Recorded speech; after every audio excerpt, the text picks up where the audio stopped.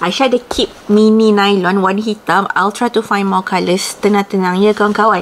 Ni dia pakai nylon. Aisyah suka gila. Nampak tak tepi-tepi ni dia macam pula dia tulis Kate Spade tau. So dia macam bag Chloe tu. Belakang tak ada, depan je ada tau. Lepas tu ni comel je. And tempat letak tangan tu dia ada leather dekat sini. It also comes with a crossbody strap. Untuk crossbody strap dia pakai canvas, adjustable and also detachable. Bel, tolong letakkan gambar pakai crossbody.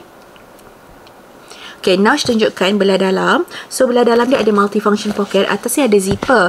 So, saya masukkan phone Pro Max boleh masuk. Lepas tu boleh masukkan medium wallet. Long wallet tak lepas. Pasport boleh ni, saya rasa. Ni dalam dia boleh lagi ruang. So, for this one, harga a bit macam mahal. Tapi jangan risau. Lepas voucher, harga the best. So, harga sebelum voucher, RM699. Anda jangan risau. Kalau beli dengan US Love Shop, semuanya 100% original ataupun money back guaranteed.